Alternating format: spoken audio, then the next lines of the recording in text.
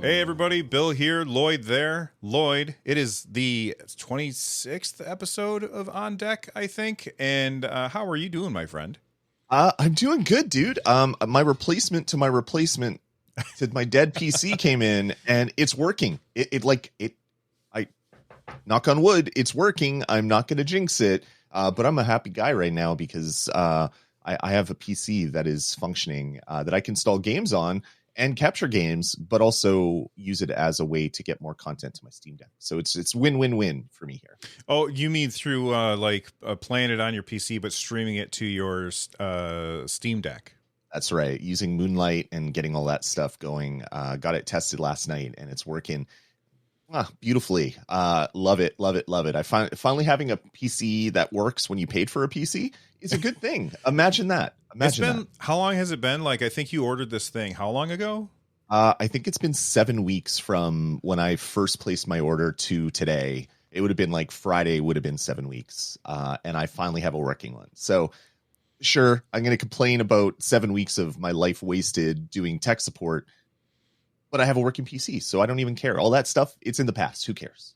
There you go. So lesson learned. Well, I don't know what the lesson is, but congratulations to Lloyd on patience. There we go.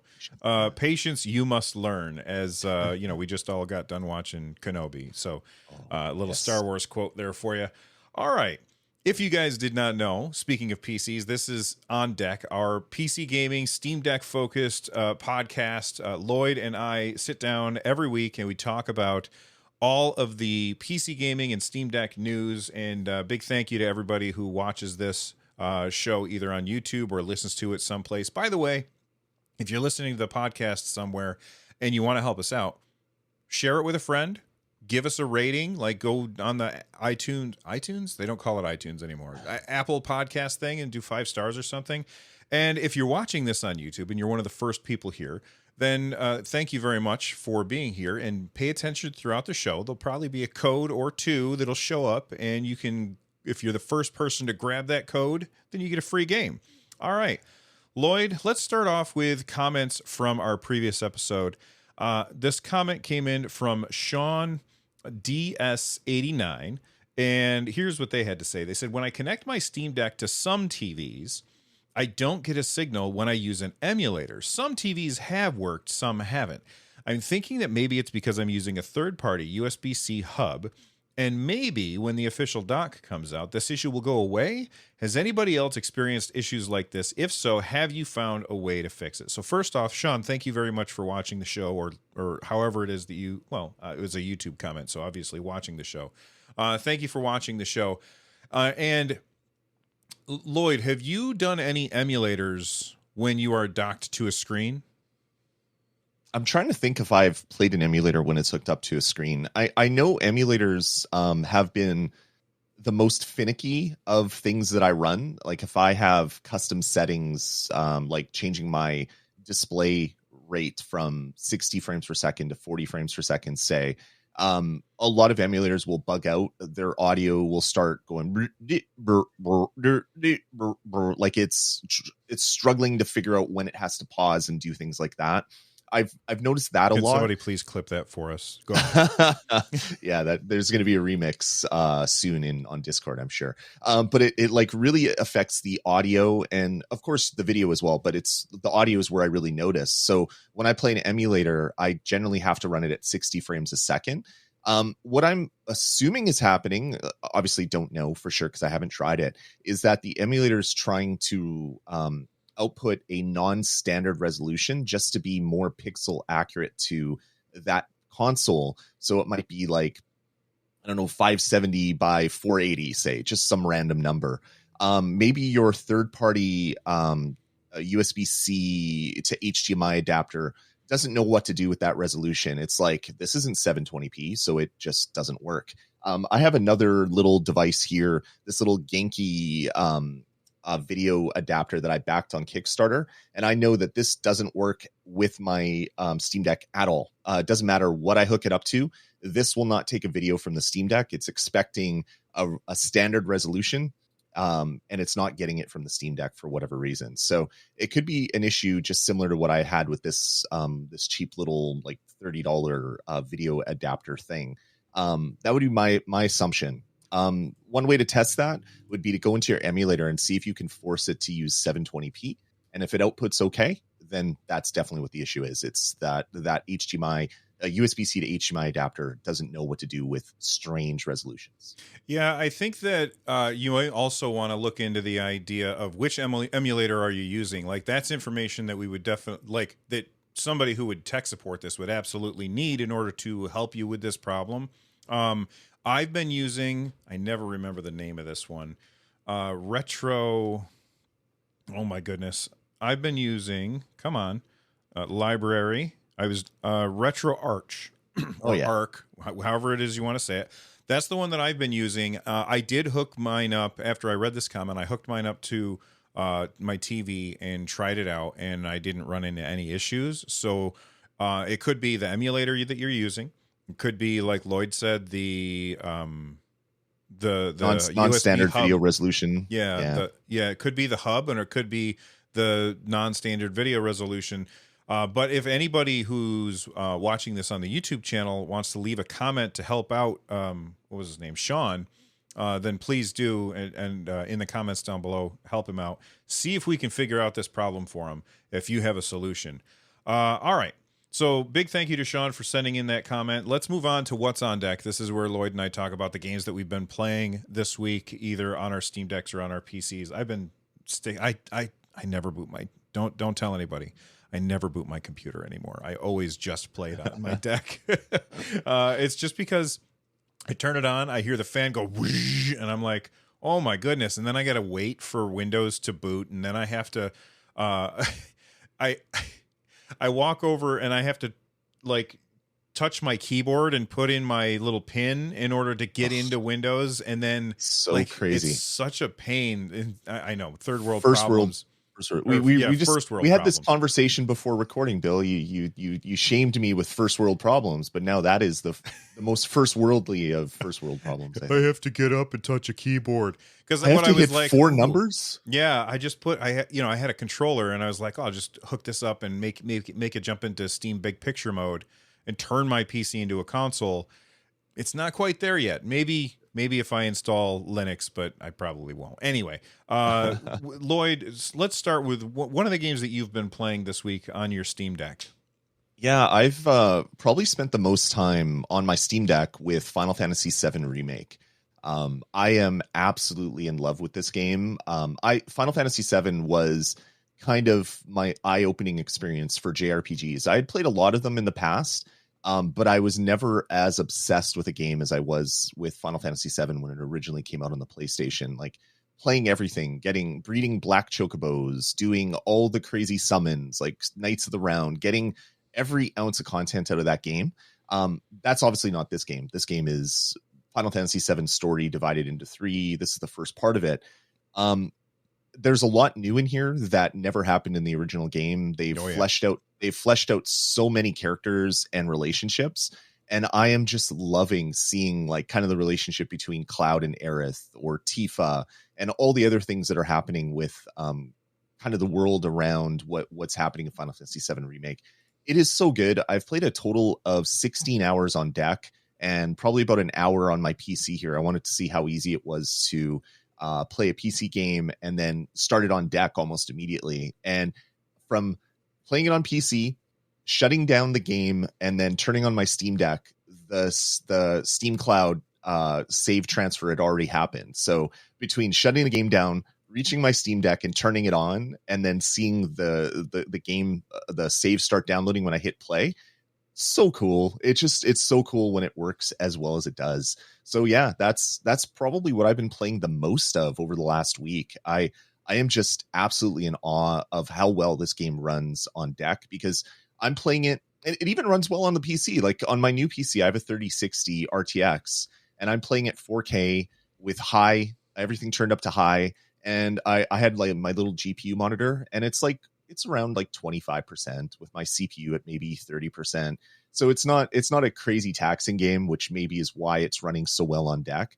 but it's so beautiful, and it's such a fun way to re-experience the story of Final Fantasy VII. So yeah, just absolutely addicted to that game, and I'll be playing it till I beat it. And it'll probably be my the game that I'm married to for the next little while, even though I'm going on a bunch of dates with other games as well.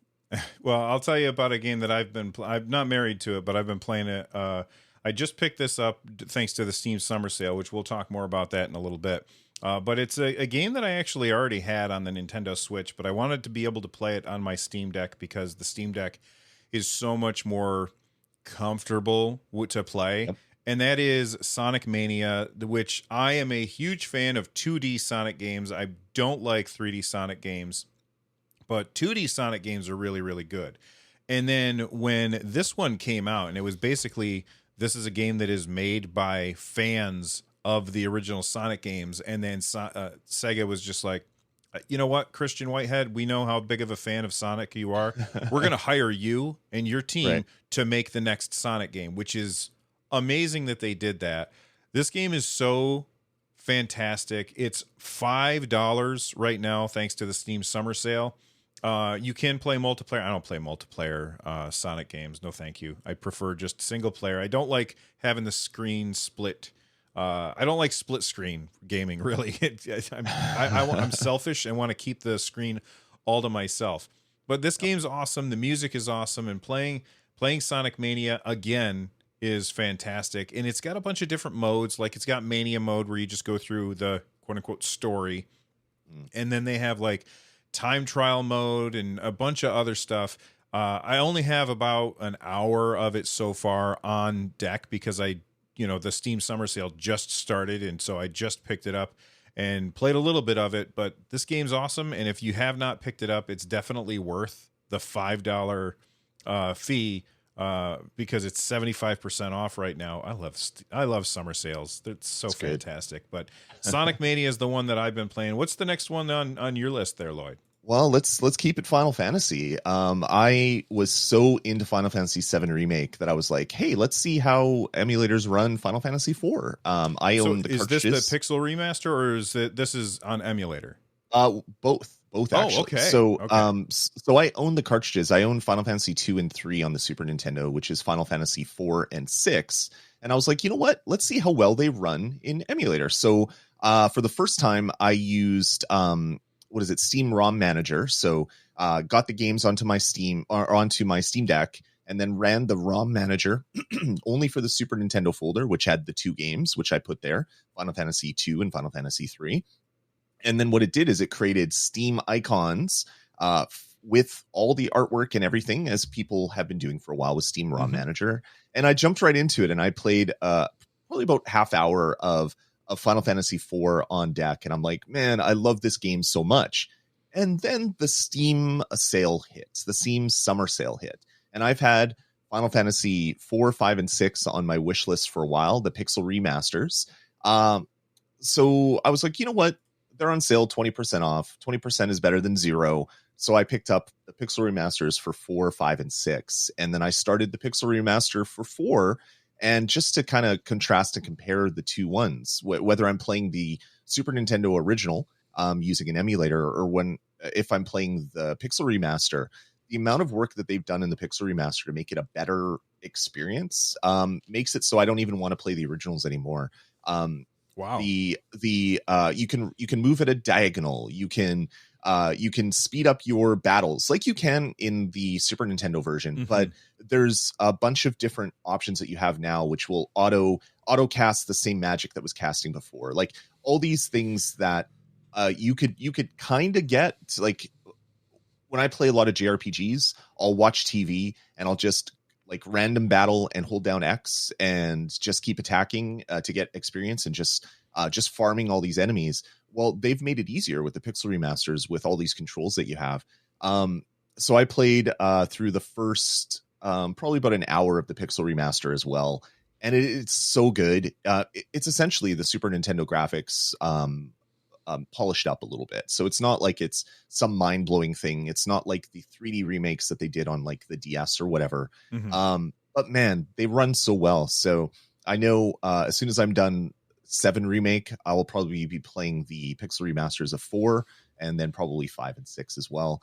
But I've spent some time in 4 Pixel Remaster, and it is very, very good. So, did you pick up the bundle for the Pixel Remaster? Is this like $70 or whatever, or just the one? Just the one, because I don't have as much love for Final Fantasy 1, 2, and 3. They're good games, but they're not my favorites, so I don't really want to replay them. I've played them enough, either through emulators or the original cartridges. But 4, 5, and 6 is kind of my jam, and then getting into 7, of course, which is really good. So I'll be playing 4, 5, and 6, and we'll see. Maybe next summer sale, maybe I'll pick up 1, 2, and 3, because I'll still have a bunch of Final Fantasy nostalgia coursing through my veins. It's always like Mako. What's like that? Mako, Oh, the Mako, which I always called Mako forever. So did I. And having Final Fantasy Remake and everybody saying, "Oh, it's a Mako reactor." I'm like, I thought it was like the shark. The lifeblood of the planet. That's there you go, Barrett. Yeah, that's fantastic. I always thought it was Mako. So having my world shattered by a remake is always a good thing. That's funny. It's I remember once my wife and I were watching you do a live stream, and he was playing Peggle, everybody, and he said, "How do you say it?" Peggle. Okay, he said.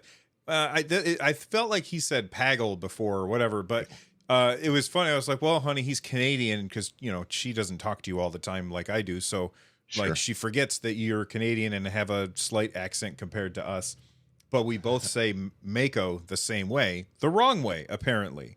But you know what? I say that's an Earth accent, and they're on some other planet, so they have their own accent. That's it. So we're right, they're wrong. Yeah. It's 100%. I like it. I like it. Yeah, Final Fantasy on deck is fantastic. I'll end with that. All right, fine. Let's move on to a very, very different kind of game. This is a game that I've had in my library for a long time, and I installed it on deck. One of the very first games that I installed on deck, but what was the problem that I was having with it is that it would load up at 4K resolution. And so I would only see like the bottom corner of the screen, and nothing I could do would fix it.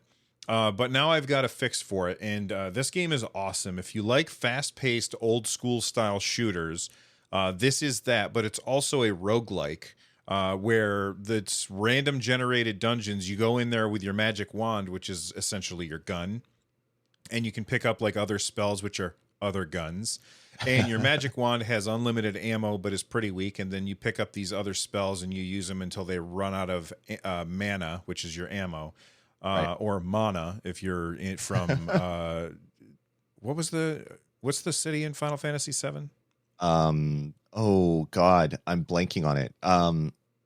What is it called? Everybody's shouting at their phones right now. It's hilarious. That's okay.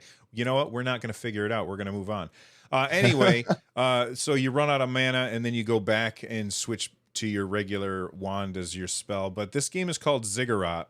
And first off, I want to say that if you want to play this game, you need to install Proton GE, which is Proton Glorious Egg Roll. I'm using Proton GE 20. And by the way, that's super easy to install that. If you've watched this show for any length of time, you've heard me say if something is a big ask, as far as like figuring things out, I'm out and I just won't play that game. So if I installed Proton GE, then you can too.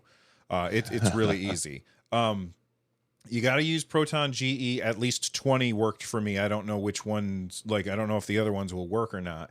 And then this is a new setting, I think. I don't know if I saw this before, but on the Steam Deck, if you go into properties, you can tell it what resolution to run the game at. I don't think I've seen that before. Like I used to have to put in like code where you would there was like a text string that you would have to type in order to get it to work. But you can now just pick the resolution that you want the game to run at from outside the game. And I assume what they do is that they then put in the string of text that we used to type in for us, which is awesome.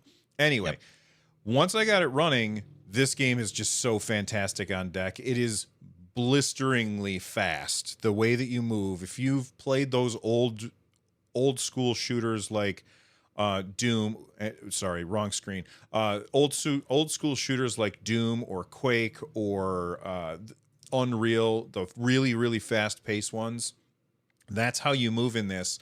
but it's a roguelike. So every time you load up, you play through, you are running through, unlocking new doors, exploring the map, finding the thing, taking it back to the gate so that you can go to the next level, and you just go as deep as you can. They also have like a daily challenge where they have everybody plays the same seed essentially on the same day to see who can have the highest score or get the furthest. I tend not to play that because I suck. But this game is really cool. And once you get Proton GE running and you got it at the right resolution, it just runs like an absolute dream. So Ziggurat, which is Ziggurat, if you're struggling with the spelling there, it's awesome. And I love that I'm able to play this on deck. It just runs fantastically well.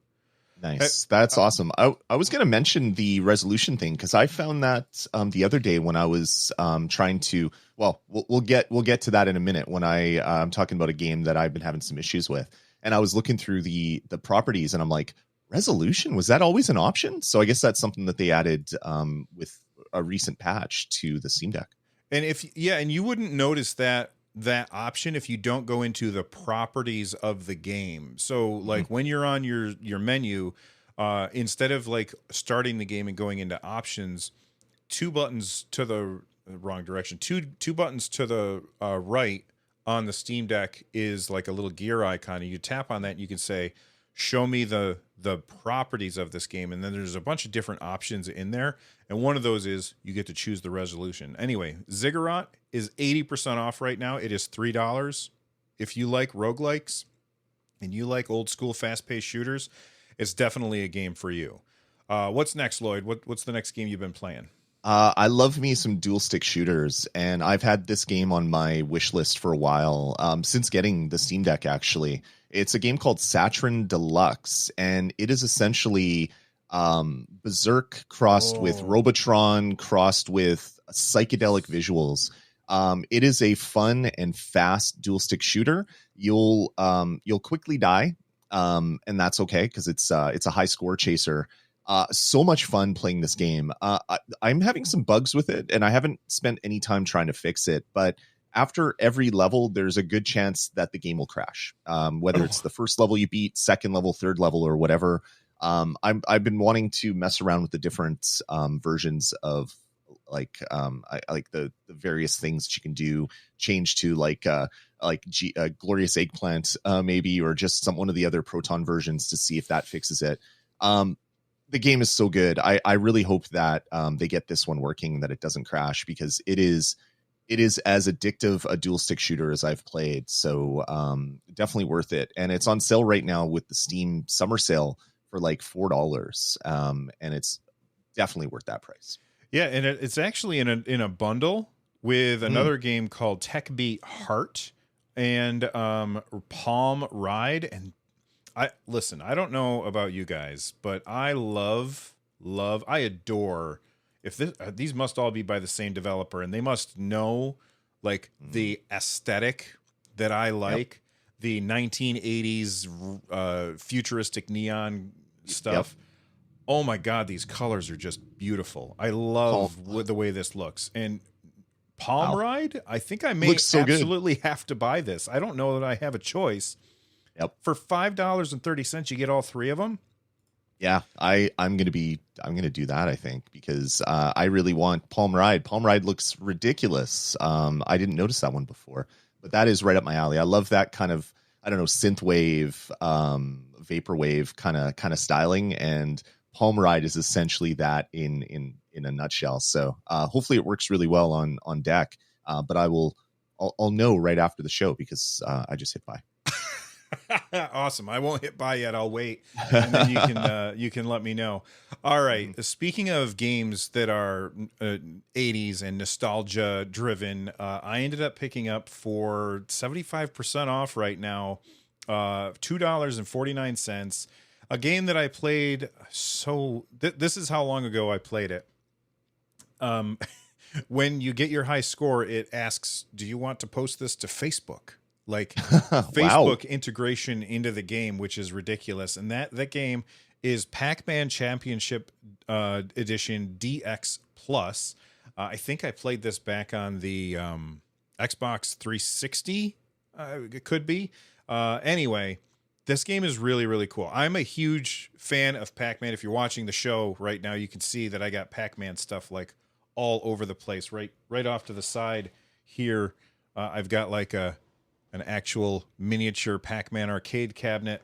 But I'm a huge Pac-Man fan. Like, Pac-Man is my jam, and it's probably my favorite. Well, Ms. Pac-Man is probably my favorite arcade game. But Pac-Man is just, it takes me back to my childhood, and I absolutely love that game. Pac-Man Championship Edition does not play like the original Pac-Man.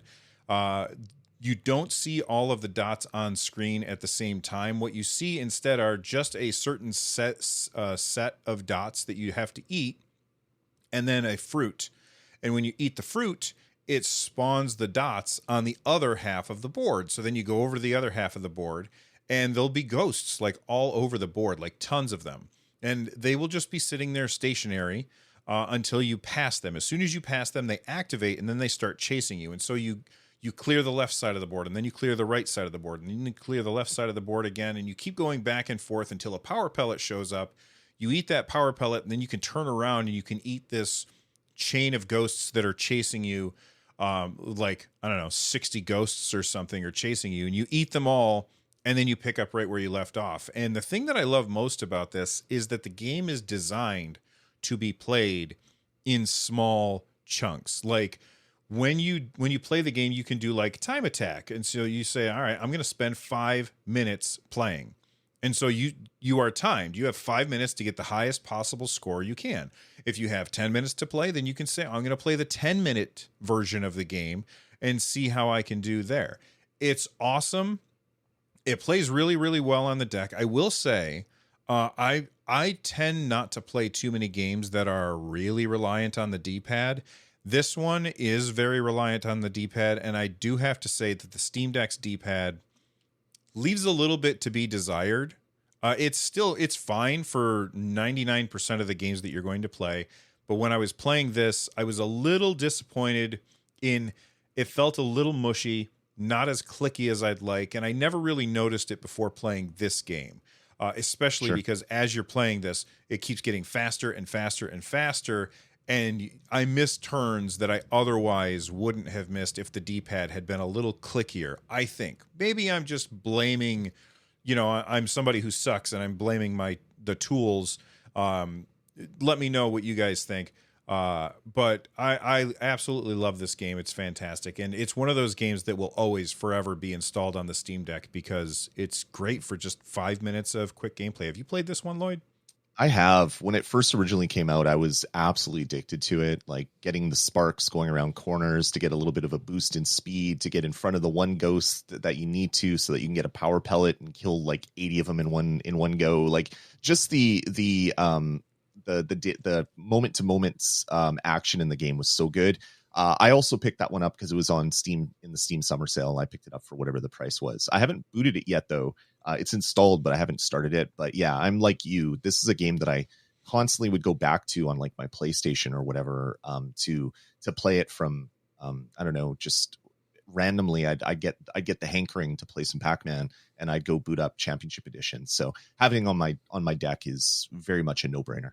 I'll tell you what I would really, really, really like to see is Pac-Man 99 no longer be a Nintendo exclusive and having that be playable on Xbox, on PlayStation, on Steam Deck, everywhere, because that game is awesome. I really, really love Pac-Man 99. This kind of gives me that vibe, but it's single player instead of multiplayer. Right. All right. We talked a little bit about old school shooters, and when I was putting the show notes together, you had this game, and I clicked on it, and I said, ooh. As soon as I saw it, my brain said, I like that. Tell us about Project Warlock. So Project Warlock is a game that's on Steam Summer Sale right now. I actually, it's in early access. I received a review code for this game in my email. So I was like, yeah, I'll check it out for sure. I want to check this game out. It is essentially Doom. If Doom and what is it? Duke Nukem, I guess, had a baby, maybe. It looks the texture work reminds me a little bit of a game on Mac called Marathon back in the day. It's because it's not Doom with like grays and dark colors. There's a lot of brighter colors in it. And it's essentially a first person shooter, a really fast retro styled first person shooter, but done in a modern engine so that when you kill enemies, like all the gibs kind of fly everywhere, like the big chunks of meat and stuff hit the ground. So it's very much like Quake, what Quake brought to first person shooters, but done in kind of like a Doom setting. The game itself, so good. I played it for a couple hours on my PC. And the only complaint that I have with it, and this is a me complaint, not a video game complaint, is ever since having a really bad concussion, I am so sensitive to motion sickness, where I've had in the past, I had zero motion sickness issues. And the game is so fast, and there's like really big kind of view bobbing when you're playing. And that sets off my motion sickness right away. So I need to see if there's a way to turn all that stuff off.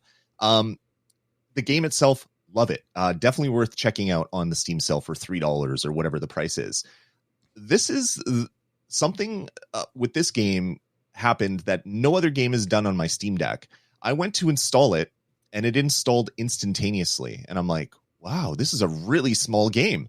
So I go to boot it, and the little screen comes up saying using this layout, and then it goes right back to my Steam Deck menu. Oh. And I'm like, that's weird. So I started again, goes right back to the Steam Deck menu. And I'm like, well, this is really weird. So I uninstalled it and reinstalled it, and it installed instantaneously again. And I'm like, really, what is happening? So I went into the little gear that we talked about just a second ago to look through all the settings. And funny enough, that's when I found out that you can set the resolution, was when I was trying to get this game working. It actually, when you install it on deck, it installs 0 bytes. So it doesn't install at all. Too. Yeah. So I don't understand what is happening. Is this a me problem? Is this a game problem, a temporary bug? I wanted to throw it out there in case anybody else has played this one. Does this actually install on your Steam Deck at all? It does not install on mine. It installs 0 bytes and is unplayable on deck, unless I play it through like Moonlight or something like that. So really weird. Really weird. It's more weird that game is verified.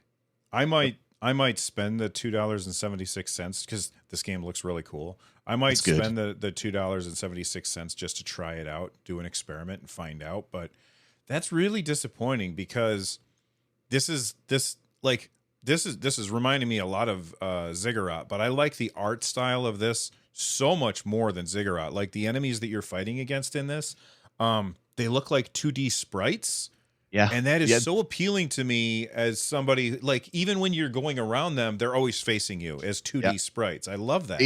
They act like billboards, like from old school Doom, where all the sprites were billboards. Yeah. All the sprites were like this, and they would rotate around, but they're actually 3D objects, because when you blow them up, all the gibs fly everywhere, or jibs fly everywhere. And there's chunks of meat everywhere and like blood trails. And it's like super gross, but in kind of a cartoony way because of the art style.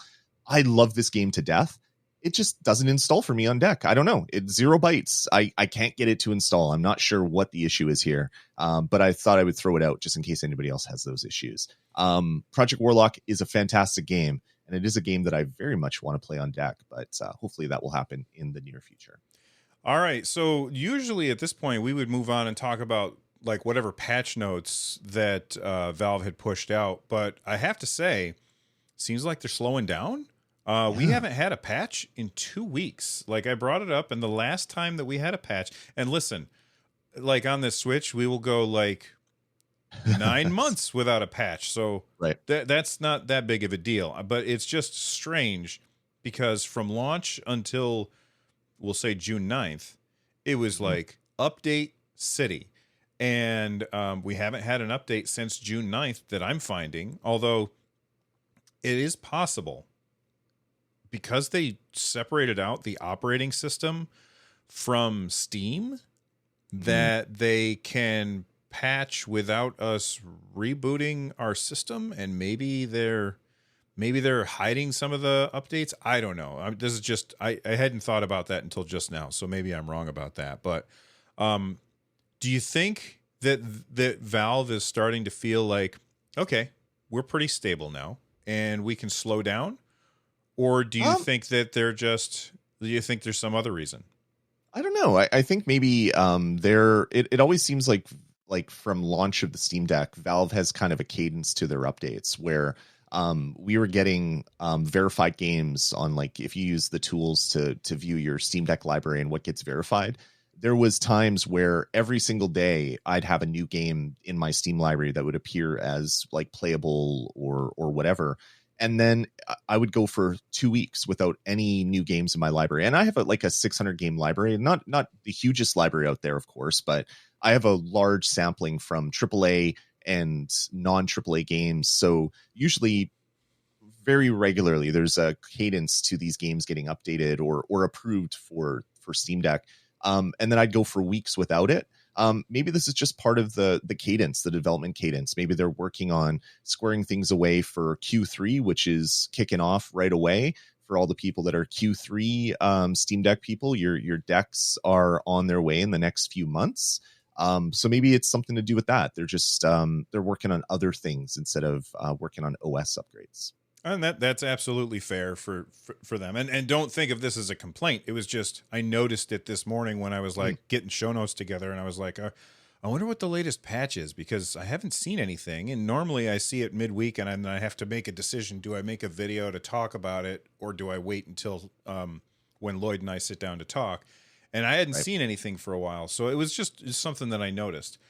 Anyway, moving on, Lawrence Yang tweeted this. Well, actually, before we get to Lawrence, I saw this. PC Gamer posted this thing where they said it's pretty easy to increase the size of the NVMe SSD in the Steam Deck, apparently. And then they had like this article about somebody had modified their Steam Deck by putting a larger, what's the word? A larger NVMe in there, and they were like, "Oh, look, it even fits under the back plate or whatever, and everything's fine." But then Lawrence Yang tweeted out, he's like, "You know, you guys probably should avoid," and I just closed the window, dang it. You guys should probably avoid doing that. And here's exactly what he had to say. I was the window reel. He said, "Hey, please don't do this. The charger IC. Yeah, it's the chip that manages the charging. Oh, okay. The charger IC gets very hot, and nearby thermal pads should not be moved. In addition, most 2242 M.2 drives draw more power and get hotter than what the deck is designed for. This mod may appear to work, but will significantly shorten the life of your deck." And like, look, I was never going to do this anyway. This is not a thing that I would ever. I'm not going to be that guy that opens this up unless I have to.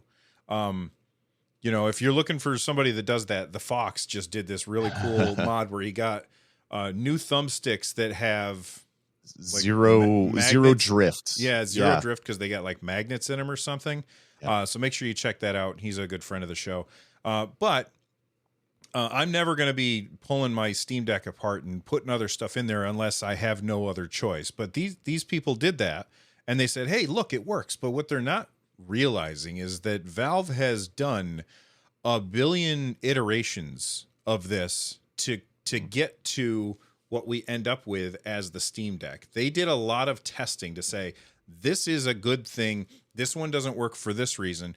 And they haven't listed all of the things that don't work for the reasons that they don't work. So people putting in 2242 M.2 drives, yes, your Steam Deck will activate, but it draws more power and gets hotter, and that's going to screw with all of the other things that are in the Steam Deck, and it could shorten the life of your Steam Deck. Lloyd, do you think that this is the kind of thing that, like, this is the reason why all the other companies are like, don't open our stuff or the warranty's nuked, Yeah. What do you think about this? 100% the reason why other companies aren't so open with their hardware, because people do crazy things like this. Although this, like, when you look at it from kind of like a top view, it's not very crazy. The 2230 and the 2242, there's like a 12 millimeters more, and it's like, well, there's the space there. This obviously doesn't have any problem. Not realizing there's different RF concerns, there's different heat concerns, and all that stuff. I so badly want to replace my internal 64 with like a 256 or a 512 2230. But I'm someone that disassembles computer equipment and does on circuit board repairs for laptops, or I have in my past. I don't really do it that often anymore. I haven't soldered in probably 10 years because I haven't had to, thank goodness. I'm not someone that is going to even mess around with this. I'm going to wait until there is a guide. Buy this 2230, undo these 4 screws, put it in, and you're done. Like, I don't want to play the game ordering something random from AliExpress and then have it not be supported. So wait, are you saying that you're not going to buy an NVMe and then saw it in half like I keep seeing on the Steam Deck subreddit? Probably not going to do that. It's pretty safe to say that I'm not going to do that. And we're not judging. I'm just saying I'm not doing that. and I just wanted to show you the game runs. So that's all I'm doing. I'm not playing a game while we're podcasting, but I installed it and I wanted to see if Palm Ride would boot. And it boots and it looks beautiful. And I will hold that up. It. Let's see that emotion real quick for the video people. That's the wrong button. For the video people at home, I can't hit the right button. I closed it because I didn't think you'd be asking to see it again. So I'll show you in a minute. Oh, there it is. Game runs. This video game may potentially cause issues with your Steam Deck. Real quick. This is something that I ran into, and I promise we'll get back to it, and I'm not on the screen. I ran into a problem with Ziggurat, and it's not that the game doesn't work, but I was like, oh, you know what? I'm going to change the controls on Steam Input just a little bit. And so I changed the controls on Steam Input. I'm going to put Lloyd up there while I talk. I changed the controls on Steam Input, and then it doesn't like once I bring up the Steam menu, it won't communicate with the game anymore. And I don't know what the problem is there, where I hit the Steam menu, I go into Steam Input, I'm like, oh, make this button also the jump button, like one of the back paddles, so I don't have to take my thumb off the stick. And then I go back into the game and it won't work. So then I have to shut the game down, turn it back on, and then everything that I changed works. But I've never run into that before. Have you run into that with any of the games that you've been playing, Lloyd? No, I haven't. I've had issues where I bring up the Steam menu and you can't do anything. Like none of the keyboard controls work, none of the button controls work. So what I have to do is close the Steam menu. So hit the Steam button again to have it slide out. And then I hit it again. And then all of a sudden I can start doing things on it. I've run into that exact issue too. And I always think to talk about it on the show, but then I forget about it because like it's only a problem for like 30 seconds. Well, 30 seconds is actually too long. It's only a problem for like 10 seconds and then it's gone. So I end up forgetting that I ran into that issue. But I have run into that issue before. There's all these little tiny bugs that it's going to take some time to get worked out because Valve is doing their stuff very open beta-ish. Yeah, developing in real time, real time development with millions of customers using your stuff. It's got to be pretty stressful for them, I'm sure. All right. Anyway, back to modding your deck. I'm not going to do it. Lloyd's not going to do it. At least until Valve says this is the part that you want to buy. And that makes perfect sense because there's so many variables that we're not aware of. And Valve has tested all of these variables. And when they tested all of these variables, they said, this is the optimal solution. And that's the one that they shipped. So while I totally get it that people want to mod their Steam Deck, and you certainly can, and there's no judgment coming from me if you do, there's a reason why I'm not. And it's because of all of that. Anyway, you want to move on to the next story, which is, this is the wrong link. Wrong link. But we can talk about the story for sure. You tell people about the story while I go find the link. Yeah, this is really interesting. On our Discord, some people in the Steam Deck PC channel we're chatting, as we always do pretty much every day, about Steam Deck stuff. And someone posted, I can't find the original post, Bill will bring it up, or he'll talk about it anyway, that if you, for some reason, you get your email saying you can now finalize your purchase of your Steam Deck, let's say you're out of the country and didn't have access to your email and you missed that 3-day window, apparently there's a couple extra secret days if you email Valve support where they can say, okay, you're 2 days out, but we'll let you have it. And then you can go pay for your Steam Deck after hours. So if for some reason you miss it, because you were doing other things. Don't fret. Don't worry that you're going to have to be at the end of the line again. Talk to Valve support. Apparently, they do a really good job, and they'll take care of you as long as you're only a couple days out.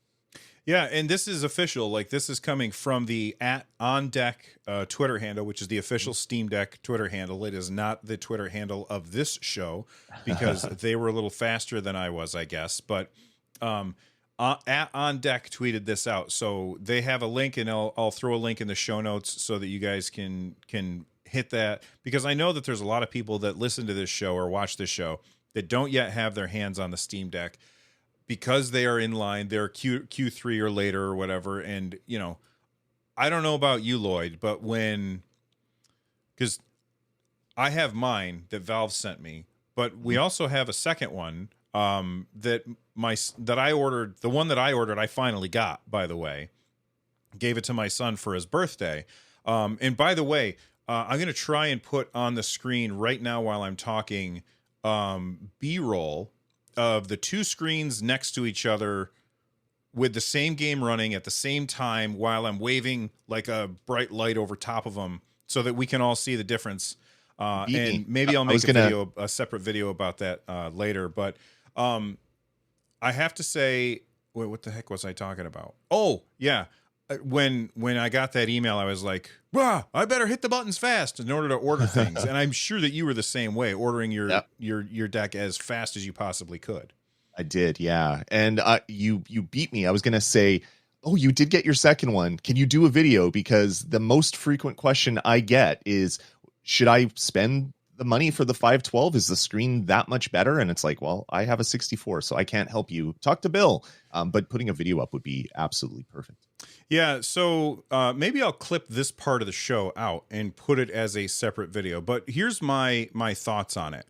When looking at the two screens side by side, the non-etched glass one, the non-512 one, feels like the colors are richer and brighter, and the screen looks better.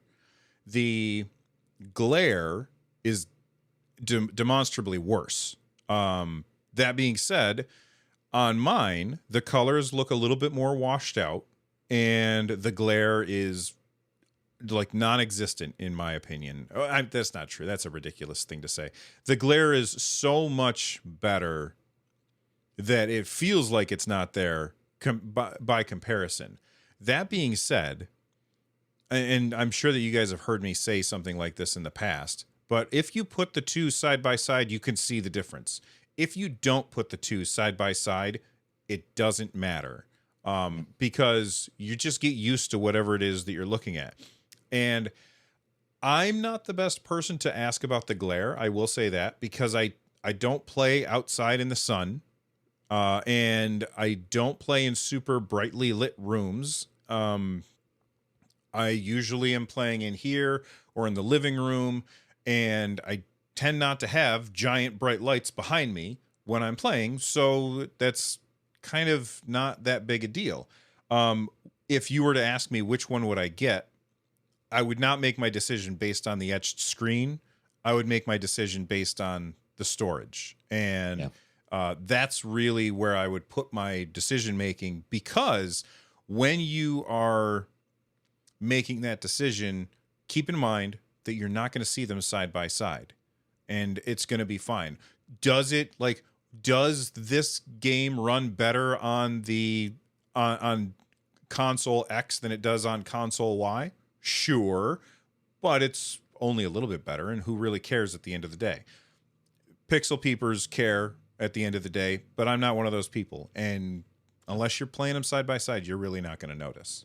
Yeah, I remember early on in kind of like the IMAX lifespan, well, not early on, kind of midway through the IMAX lifespan, they started coming out with different screen treatments. So you could get glossy or anti-glare. And at work, we ordered one of each to see what would be better in a particular situation that we had, because we had an area that had high lights. Oh yeah, that makes a lot of sense there. Like when you're in an office, it like you definitely have way more light than when you're at your house. Exactly. So anti-glare was definitely the solution for that.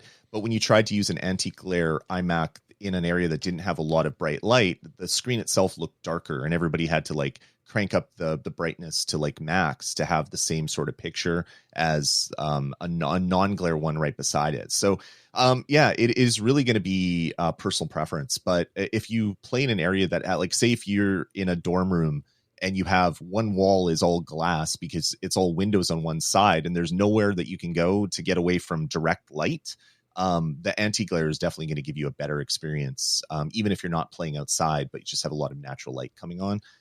I have the 64 gig. I'm sad that I don't have the 256 because I keep running out of space on my internal drive, which drives me insane. But the screen has never been an issue to me. And I do play in areas that will have a lot of natural light. And even then, it's not that bad of a deal for me to play a game, even if I have sun coming in through a window right beside me. So since we're talking about this, one of the things that I have never once touched the brightness on my Steam Deck until I was doing that test with the two systems side by side because I wanted to match it. And so I cranked my brightness all the way up because he had his brightness all the way up. And so I wanted it to be perfectly matched. But then afterwards, I went into my settings, and let me just put myself on screen here for a second. I went into my settings, and on your settings, there's a thing called Enable Adaptive Brightness. And I can't make that toggle. Like nothing that I do will change it. It doesn't do anything. I can't see it. They turned that off, I think, in the last update because it was giving people issues in some games because the system was always adjusting things up and down, and it was giving people lag or whatever. Oh, okay. So they turned it off recently. Temporarily. Yeah, because they were having a performance issue when it was enabled. Real quick, do you ever use the night mode? No, I don't like the blue shift. I hate it. I know the blue light's bad for you, but turning off night mode and having everything be like less blue and more orange, like as someone that used to do a lot of print graphics and you wanted your colors to be specific, you dial in the color on a monitor, having my screen all of a sudden turn orange just like tweak something in my brain that I spent years working out. Like that one muscle, the accurate color muscle in my brain gets sprained whenever I do that. So I can't have the night mode shift thing turn on. I imagine that Lloyd turns it on and then falls over. Oh, he holds on to his knee like Peter Griffin. That's 100% what happens. That's exactly it. All right, let's move on to Drive. I'm trying to get this to come up. Deck Drive Manager. This is not something that I've used, but I found it on the subreddit, and I thought that people would find this interesting.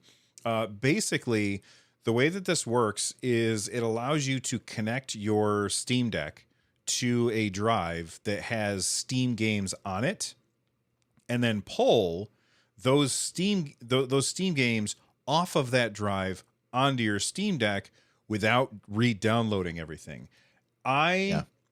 Will just turn on the Steam Deck, tell it to download games, and then go watch YouTube or watch a movie or something, or just like sit there and scroll Twitter on my phone or something, and just have the Steam Deck sitting on the table in front of me while I wait for something to download. It doesn't. Right. Do I like downloading stuff? Absolutely not. Is it a big deal? Probably not. Did I get used to not downloading stuff when I was playing mostly games in the cloud? Yes, and that was really cool. But at the end of the day, I'm okay waiting. But for people who are not okay waiting, this seems like a really cool solution. Basically, here's what they have to say. It says, this app lets you easily move Steam games installed on your PC to a deck-compatible micro SD card. This includes ensuring that the game is copied to the proper location and the proper ACF file is brought over so the deck knows that the game is installed. Typically, this would be prepping a micro SD card while you wait for your deck to be delivered, or you can literally plug and play once you get it. So if you're waiting for your deck to come, you can get everything ready and then just plug it in when you go and you're all set. Is this something you would do, Lloyd, or are you like me and you'll just find downloading stuff? I have really fast internet, so I would download the game personally on my deck without worrying about this. But there's a lot of people that live in worlds where they have metered bandwidth, or they have really, really slow. The only thing they can get is, say, satellite internet, and it's really, really slow because they live out in like farmland or the boonies somewhere.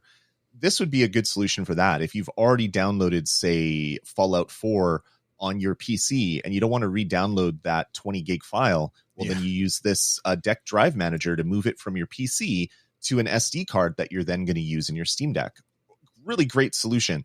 The one question that pops up to me is, well, if you are moving a game that has a Linux native version, you're not going to get that on your deck. You're going to be running the Windows version of that game because it would have to re-download the Linux native version or whatever. Well, so actually, there's probably... Sorry, there's a quote or there's a question on here that somebody says, they said, how does this work with games that have native Linux versions? Assuming I'm copying from my Windows PC, it will copy the Windows version. And then it says there is no downloading going on. It's more of a glorified intelligent file copier.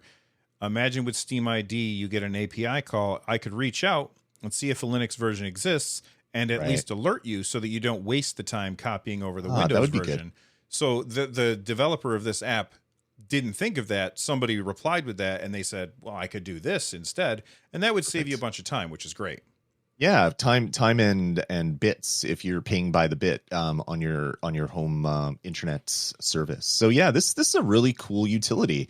Again, not stuff that you see generally for other pieces of hardware where you have these like homebrew one person utilities that are made to make your life easier. I love the Steam Deck world so much. Forget homebrew. Just when I upgraded my Nintendo Switch from the OG Nintendo Switch to the second version, not the OLED one, transferring my games, like, so I went to GameStop. The clerk at GameStop did a big no-no, and because they were a sister of one of my students, they said, I trust you. They should not have done this. I took my Switch home with me and the new one that I had just bought, and I copied stuff over, and then I could have just kept it, but I brought it in because I'm not a horrible person, and this person would have gotten fired if that happened. And then I brought it in. It was a multi-hour experience to copy my games over from the Nintendo Switch. So this kind of thing is unheard of in the console world, and the keyboard warriors are like, it's not a console. I don't care. Shut up. I'm going to call it what I want anyway. Right. Exactly. Yeah. That is the perfect solution for that. Cause I did the same thing when I moved my files from one Switch to another. That process was not good. This seems like it would be much easier.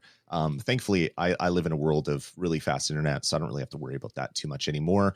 But I realize that I do have that privilege, and a lot of people don't. They're dealing with farmland satellite internet with 500 milliseconds of latency. They definitely live in a different world than I do when it comes to this type of stuff. Absolutely. All right, before we get out of here, I want to know what games you guys picked up on the summer game sale. So I already said that I had picked up Sonic Mania and Pac-Man Championship Edition. I also picked up, it's like a Diablo clone, but I can't remember the name of it. And I returned it because when I started the game, it was like your resolution won't let you run console, the UI or something. And I said, I'm not bothered. I'm not dealing with the Grim Dawn. I said, I'm not going to bother dealing with this. So I just returned it, and Steam was like, yeah, sure, whatever. Because I don't do that often. Anyway, those are the games that I had picked up, but there's a lot of games that are on sale. So number one game that's on sale that Lloyd, Monster Hunter Rise, is only $30. So I think I want to buy that. I think I should pick that one up because we're going to do, Bill loves Monster Hunter. I've tried every Monster Hunter except for Rise, and I've not had fun with it. So I said, Bill, teach me, oh grandmaster of monster hunting. So I think we're going to do a video series where Bill tries to teach me the ropes of Monster Hunter. I have World because of a listener sent me a code to it. But I hear Rise is even better. So I may just pick up Rise since it's on sale for half price. World is really good. Rise is infinitely better. And I have so Lloyd sent me a code for Monster Hunter World, and I was playing it, and it's great. But you feel so hamstrung when you play that game because the movement options just are not there.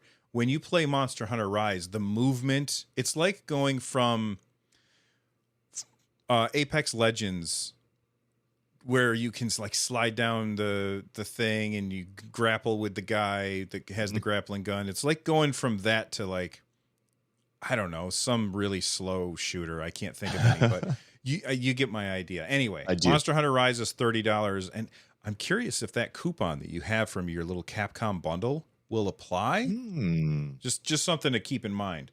Anyway, I can look into that for sure. You also asked about Fallout 4 last episode. That game is $8 right now, and it does run on the Steam Deck very well. So I just wanted to let you know that.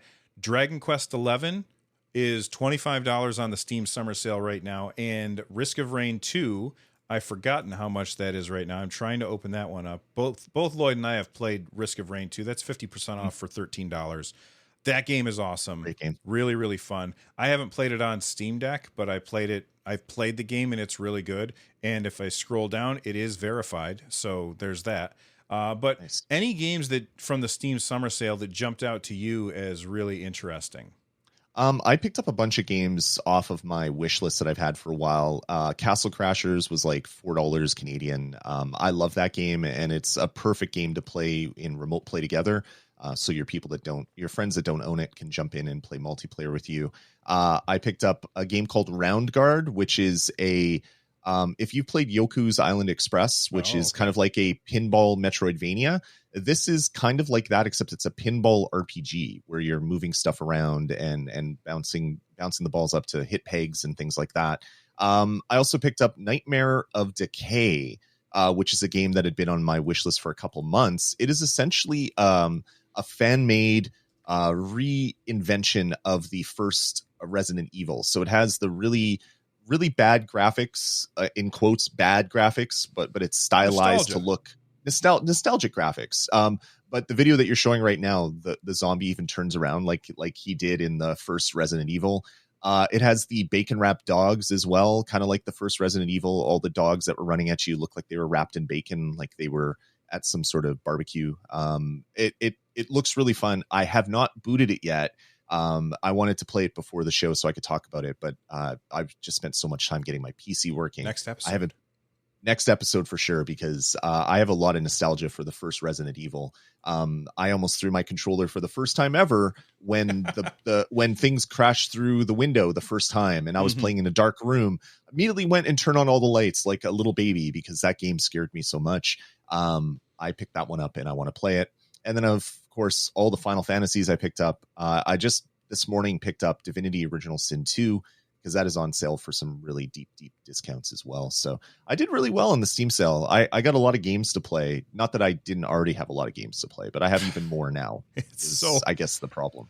Oh boy, I tell you, being away from the PC gaming landscape for a really long time, I had forgotten how often things are on sale on Steam and how much money that you spend to get the games on other platforms. You get them so much cheaper on Steam, and like there's a trade-off there because you got to have your PC, you got to know how your PC works and all that stuff. But now that you have a more consoleized PC experience, boy, that's really compelling, and I'm loving this device, and I play it more than any other device that I have right now. It's just so good. Same.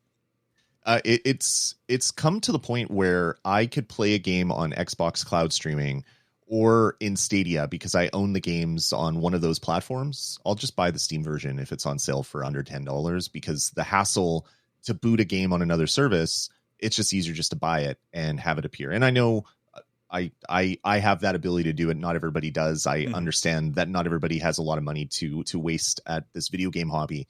I'm lucky that I do. So I won't even bat an eyelash. I picked up Fallout 4 on sale. I own it on every other platform it exists on, but it's now, I could just play it on PC. And of course I could try to figure out exactly. I could try to figure out like games with Windows and installing it through Game Pass and moving it over. There's probably ways to do it. $8 and not having to think about it. It was just the easiest way to do it. So yeah, I picked up a lot of games recently just because I want to have them also on PC. All right, everybody. Well, that is it for this episode of On Deck. Thank you so much for hanging out with us. If you listen to this whole thing, then you probably enjoyed it. Please give us a rating on the podcast app of your choice. Or if you're watching this, make sure you click on that like button because it really does help us out. Lloyd, why don't you tell everybody goodbye? Awesome. Thanks for joining us, everybody. Make sure to save your pennies. The Steam sale is still going on for another week. Go out and get those games, and we'll talk to you here next week on Deck. Have a good one, everybody.